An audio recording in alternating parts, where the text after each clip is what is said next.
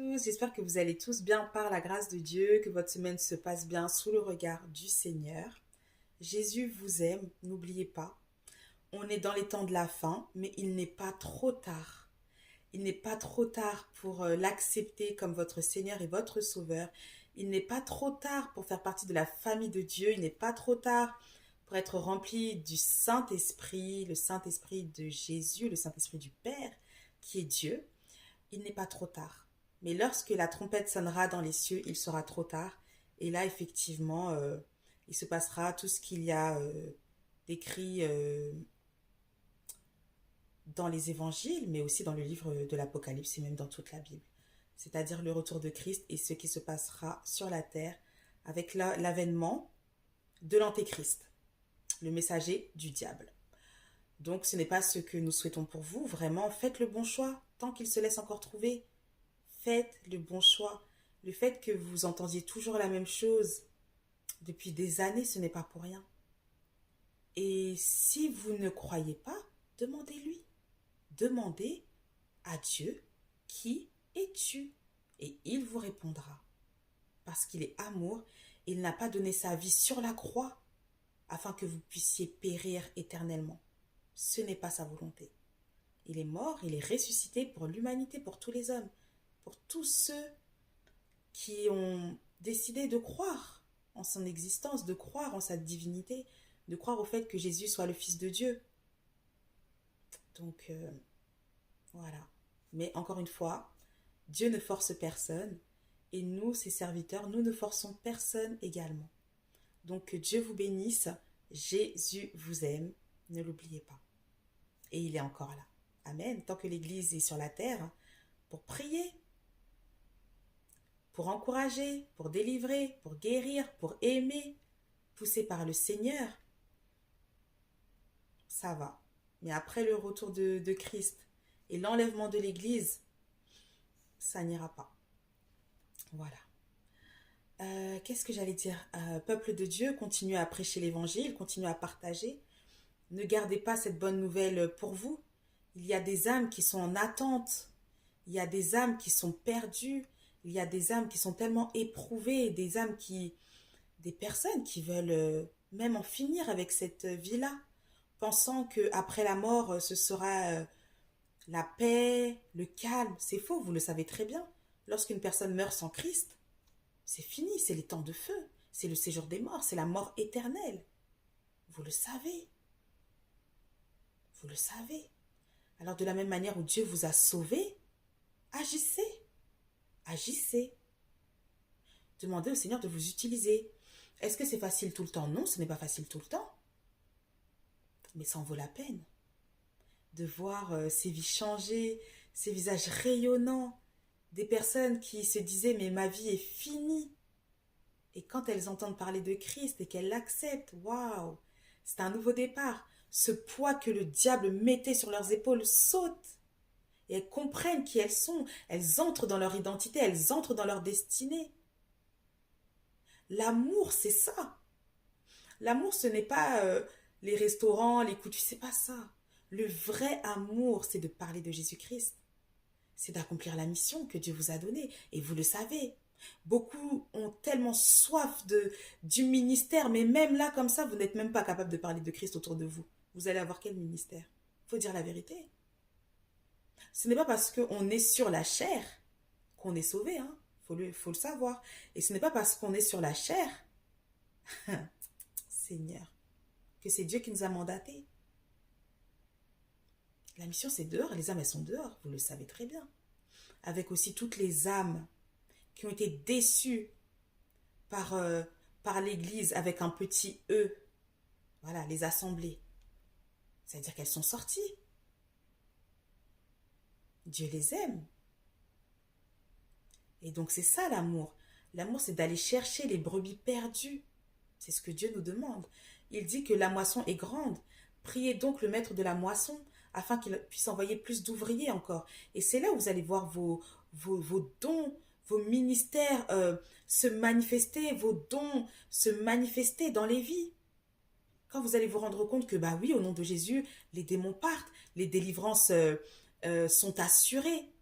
Et plus encore, le prophétique augmente. C'est quand on met en pratique ce que Dieu nous demande de mettre en pratique. Lorsque Dieu nous dit aller et qu'on accepte, que ce soit dur ou pas dur, est-ce que ça veut dire qu'on ne reçoit pas de coups? Non, il y a des fois on reçoit des coups, c'est vrai. Mais ça en vaut tellement la peine. Et Dieu nous donne la stratégie, on n'est pas seul. C'est tellement merveilleux de voir ces personnes-là qui sont capables de percevoir le Saint-Esprit, de percevoir le monde spirituel, de voir les anges, d'entendre la voix du Saint-Esprit, d'entrer dans leur appel, d'entrer dans leur destinée, de prophétiser, poussé par l'Esprit, de parler avec autorité, alors qu'avant elle parlait comme ça. C'est tellement merveilleux. Vraiment, c'est tout ce que je vous souhaite. Il n'y a pas de plus grand amour que de partager Christ. L'amour par excellence. Il n'y a pas de chose plus merveilleuse que de voir des vies se donner à Christ. Je vous dis la vérité, c'est merveilleux. Et le Seigneur est content. Ouais. Tout le monde va entendre ça. Bon et fidèle serviteur, entre dans la joie de ton maître. Mais tous ne l'entendront pas, parce que tous n'ont pas répondu à l'appel. Demain, demain, demain.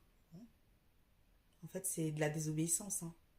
C'est vrai que parfois, c'est difficile de parler à des personnes qu'on ne connaît pas. Mais si on se laisse conduire par Dieu, mais vous allez halluciner. Hier, j'ai rencontré une jeune fille. Le Seigneur, voilà, j'avais eu à cœur de sortir. Bon, comme d'habitude, vous connaissez les combats. Je ne vais pas sortir et puis finalement, je sors. Et le Saint-Esprit me conduit. Va par là, va par là. Et à un moment donné, je vois une jeune fille. Je ne sais pas, je commence à foncer sur elle. Je me dis, mais... Et déterminée. Alléluia. Quelle soirée extraordinaire. Waouh. Waouh. Quand c'est le jour du salut, les personnes, elles se disent, Dieu m'a localisé. Ouais.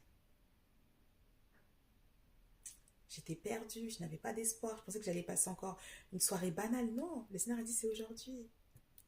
Des paroles sont sorties. Des ministères sont sortis. Alléluia. Des délivrances aussi ont lieu. C'est ça l'amour. L'amour, c'est de se laisser conduire par le Saint-Esprit. Le Saint-Esprit de Dieu. On ne peut pas dire que nous aimons Dieu alors que nous n'accomplissons pas la mission. La Bible dit, celui qui m'aime pratique mes commandements, obéit à mes instructions. Ce n'est pas moi je, c'est Seigneur, que veux-tu? Qu'attends-tu de moi? Je vous dis la vérité, ça en vaut la peine. Ça en vaut la peine. Quand le Seigneur vous conduit auprès des personnes qui n'ont plus d'espoir, qui se disent que voilà, ma vie va se terminer comme ça, non? Avec Dieu, c'est un nouveau départ. Un nouveau départ. Alléluia. Parce que ça, c'est le diable qui leur dit, ça va se terminer comme ça. Tu n'as aucune autre issue. Allez, quitte cette terre. Vas-y, mets fin à ta vie. Non. Le Seigneur dit, oh, tu es mon précieux, tu es ma précieuse. Regarde la vie que je t'offre. Une vie remplie de bénédictions, de puissance, d'autorité, de force. Alléluia. C'est ce que Dieu attend de nous. Donc vraiment, partagez. Demandez au Seigneur de vous aider. Au début, c'est difficile, mais après, franchement, quand on voit tout ce qui se passe, les rencontres extraordinaires, ce que Dieu aussi,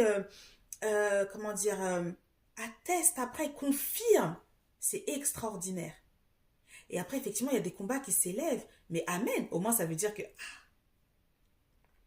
raté.